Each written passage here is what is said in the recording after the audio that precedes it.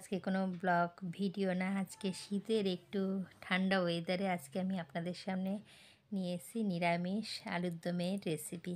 আপনারা তো সকলেই আলুর দম করেন, কিন্তু আমি যেভাবে করি সেই পদ্ধতিটাই আমি আপনাদের সাথে শেয়ার করলাম। তার জন্য আলু কেটে ধুয়ে পুরো সমস্ত পরিষ্কার করে নিয়েছি। এদিকে আছে মটরশুঁটি, টমেটো, কিশমিশ, দুটো কাঁচা লঙ্কা, ফোড়নে গোটা গরম মশলা, তেজপাতা, শুকনো লঙ্কা আর জিরে, এটাই হচ্ছে ফোড়ন দেব। আর এদিকে কিছুটা ধনেপাতা ধুয়ে পরিষ্কার করে রেখে দিয়েছি। এখানে আছে পোস্ত, কাজু বাদাম, আদা ধুয়ে জল ঝরিয়ে রেখে দিয়েছি, তাহলে সুন্দর মিক্সিতে পড়ে যাবে বেশ। দেখুন একদম সুন্দর করে আর ধোয়াও হয়ে গেল জিনিসটা পরিষ্কার। আর এর মধ্যে সমস্ত গুঁড়ো মশলা দিয়ে সামান্য জল দিয়ে মিক্সিতে একটা পেস্ট আমি রেডি করে রাখলাম।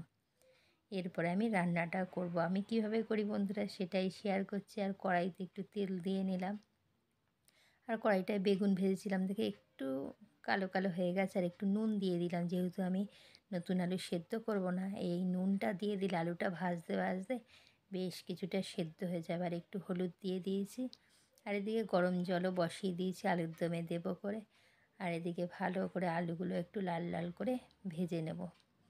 আর ভাজাটা হয়ে গেলে তুলে রেখে দিয়ে আমি সমস্ত মশলাগুলো কষিয়ে তারপরে আমি আলুগুলো দেবো। এখন একে একে সব আলুগুলো তুলে নিয়েছি।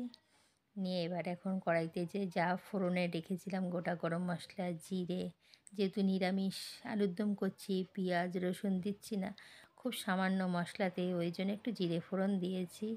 আর এদিকে টমেটোটা আগে দিলাম, লঙ্কার এই যে মশলার পেস্টটাও দিয়ে দিলাম, আর মটরশুঁটি এবছরের শীতের প্রথম দিয়ে এখন মশলাটা ভালো করে কষিয়ে নেবো। আর একটু মিক্সির বাটি ধোয়া একটু জলও দেবো। আর এদিকে কিছুটা কিশমিশও দিয়ে দিলাম। ঝালের পরে যদি একটু মুখে মিষ্টি মিষ্টি পড়ে বেশ ভালোও লাগে, আর আমাদের এটা পছন্দ করে, ওই জন্যই আমার দেয়া। আর এদিকে আমি মিক্সিটা ধুয়ে কিছুটা জল দিয়ে দিলাম, আবার এটাকে তেল ছাড়া অবধি ভালো করে আমি কষিয়ে নেবো একদম কম আঁচ করে। দেখুন এই যে তেলটা বেশ বেরিয়েও এসছে। এর মধ্যে আমি বড় 2 চামচ টক দই ফাটিয়ে এটা আমি দিয়ে দিলাম। দিয়ে একটু বাটিটা প্লেটটা ধুয়ে কিছুটা জল দিয়ে ভালো করে এবারে কষে নেব।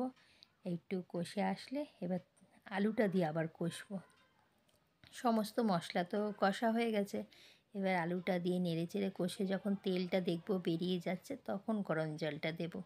এখন অবধি এই যে এইবারে তেলটা দেখুন বেরিয়েছে। এইবার আমি গরম জলটা দিয়ে দেবো। দিয়ে এবারে ভালো করে ফুটে উঠুক তত সময় অপেক্ষা করি। আর সেই ফাঁকে একটা টিপসও দিয়ে দিই, ওই কিছুটা গরম জল আমি ধনেপাতা ভিজিয়ে রেখেছি। কেন বলুন তো বন্ধুরা, কত জায়গায় ধনেপাতা একদম নিচের মধ্যে হয়, বেশ ভালোভাবে গরম জলে ধুয়ে ভিজিয়ে রাখলে ভালোও হয়, কোনো অসুবিধা হয় না। আর এবারে আমি এর মধ্যে একে একে আলুগুলো সিদ্ধ হয়ে গেছে, একটু মিষ্টি দিলাম, একটু গরম মশলা গুঁড়ো সামান্য সামান্য পরিমাণে ঘি দিলাম। দেখুন ঘিও ঠান্ডা একদম জমে গেছে। আর ধনেপাতাটা বেশ কিছুটাই দিয়েছি যাতে ধনেপাতার ফ্লেভারটা ভালো বের হয়।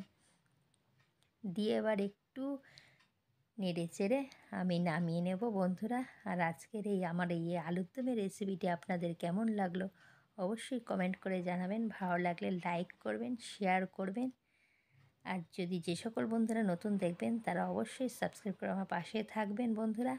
আর আজকের এই দেখুন বন্ধুরা পুরো রেডি, একটু সাজিয়ে গুছিয়ে নিয়েছি। পরে একটি সুন্দর ব্লগে দেখা হবে। টাটা।